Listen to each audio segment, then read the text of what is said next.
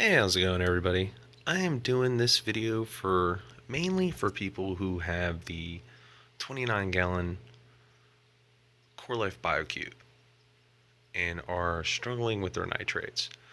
However, some of the things I'm about to go over in this video are going to apply to people who have other tanks as well, of course, and are dealing with a nitrate issue. But it's probably going to pertain mostly to people whose tanks are in the 30-gallon neighborhood. Now, to the issues with the Biocube, my nitrates were approximately getting up to the point where they were 50 parts per million or more. And the biggest issue with this thing is the stock filtration is an absolute joke. Let me turn on the friggin' light there.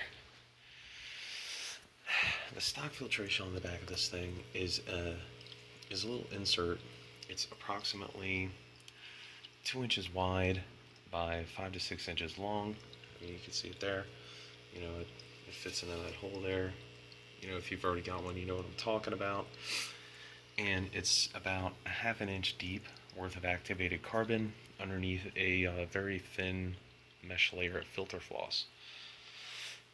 And it's just not adequate filtration for a 30-gallon reef tank. Even with a minimum bio load like I've got, you know, 4 fish the size of those clowns back there. They're all about the same size. I've got the 2 clowns, a firefish, and a 6-line wrasse. So those cartridges had to go, and I went with a complete overhaul on my filtration there. I went to the company intank.com. Is an American company based out of the state of Michigan, and they are producing different filter cartridges for different tanks. They do the Core Life Biocubes, they do the Oceanic Biocubes, and there's a few other tanks that they make filtration inserts specifically for. And you can order a lot of good other hardware from the company as well. So what I went with was their medium basket here, and their medium basket has 3 chambers. The top chamber, of course, is for filter floss, which needs to be changed out. I'm going to do that right after the video. I guess I should have done it before, but you know, whatever. And then in their second chamber, I've got Algon, and the bottom chamber there, I've got ChemiPure Elite. It's a bag. It's mostly activated carbon, but it's designed to remove some other things. And then I'm using the pump chamber here. I've got a bag of Purigen down in there as well. And I went with their friggin' basket, and I've got some Chaeto down in there, which, you know, it does its job to naturally control nitrates. So with all that filtration, and here it all is. So I've got the Algon, and I've got the Algon for large aquariums, if my camera will focus. I got the Algon for large aquariums and small ponds. Now I know what you're thinking. That's not a small pond. I'm aware of that. However, you know, I talked to the guy who runs the fish shop here in town. He knows what he's talking about. He's been in the marine business for decades.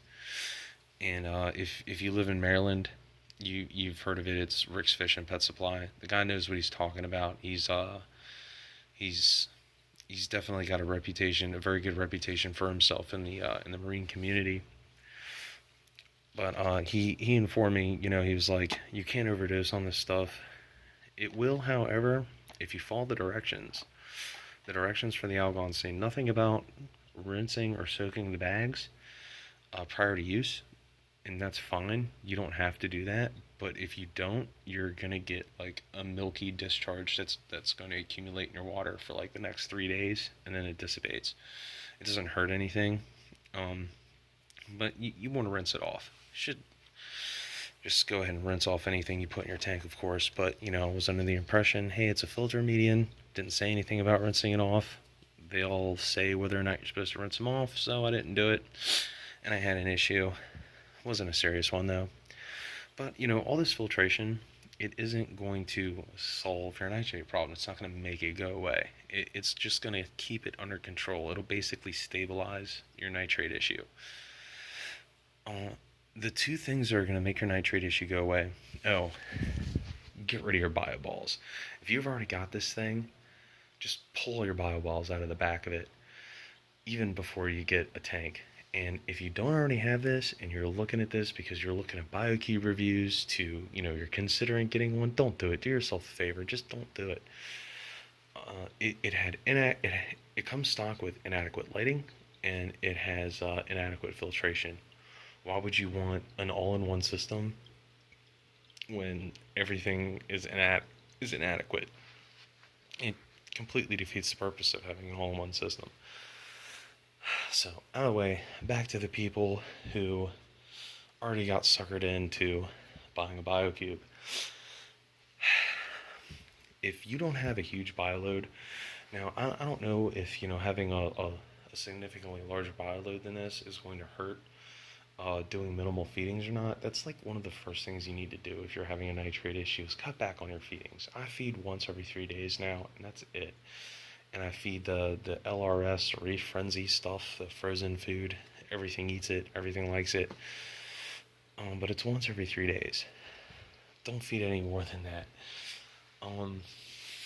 Secondly, if your water changes are in the neighborhood of 15, 20, 30%, now with a 30-gallon tank, I got about 35 gallons of live rock in there.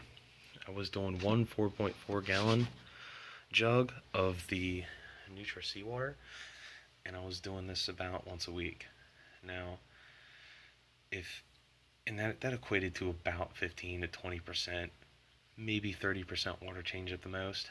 I went ahead and doubled that. I was doing 2 of these once a week for about a month, maybe a month and a half, before my nitrates started coming down. And again, they went from 50 parts per million to about 5. So I'm getting the issue under control.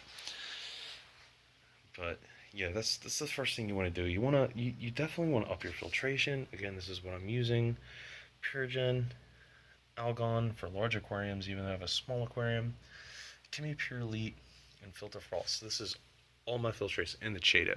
I got the Chaeto back there too, of course, in my refrigum. This is all the filtration I'm using. You want to cut down on your feedings. Make sure you're only feeding about once every 3 days. Nothing's going to starve to death. And up the ante on your water changes. Once you do that, you should see your nitrates climbing down. Again, if you've got bio balls, even if you don't have a Biocube and you got bio balls, I really don't know what they're conducive to. They seem to just cause a freaking issue. Everybody I've talked to about it is saying, bio balls don't do anything. They're fine for establishing and cycling your tank, but once your tank's cycled, get rid of them. They don't do jack shit except drive your nitrates to the roof. Now, even though my nitrates were high, most of my corals did very well. I've got these green mushroom polyps. They were hardly phased by the high levels of nitrates, hardly phased at all. And I've got this frog spawn here, and he was hardly phased too. Did really well through the whole issue. What really took the biggest hit was, if you've seen my earlier videos, you'll notice I had a polyp colony. Well, the polyp colony's gone because they melted, because they were sensitive to nitrates. So I had this gorgeous polyp colony. Thanks, Coral Life. You killed coral. Ironic. Yeah, and they're gone. But really, those are the only thing. That's the only thing that died. And my Akins, they took the second biggest hit. I have one Akin down here. I thought he was done. I thought he was just a skeleton. I didn't think he was going to bounce back, but now he's got flesh back on him. again, you know, I had to get my nitrates down to 5. It's going to take you some time. So, you know, if you're dealing with nitrates, I sympathize with you. I feel for you, but it's a little bit of work. Stick to it. Cut down on your feedings, up your water changes, you know, test, you know, make sure it's coming down, and, you know, see about upping your filtration. You know, if you don't have a Biocube, go to Intake anyway. They might have just what you're looking for. They've got media reactors. They've got pretty much everything. So, you know, definitely check out that website, especially if you already have a Biocube. Definitely at least get the media basket if you have a Biocube. And I would recommend, if you're gonna get their skimmer, great, get their skimmer. If you're not gonna get their skimmer, get the refrigerant basket and get a light for your Chaeto and put Chaeto back there, because I mean, I've seen a lot of people struggling with nitrates, and I actually managed to get mine down. So it takes some work, but these are the things you got to deal with when you have a marine tank. It's just part of the beast, I guess. Good luck to you all out there, and again, if you don't have this piece of crap and you're thinking about getting one, do yourself a favor, keep looking. Alrighty, bye-bye.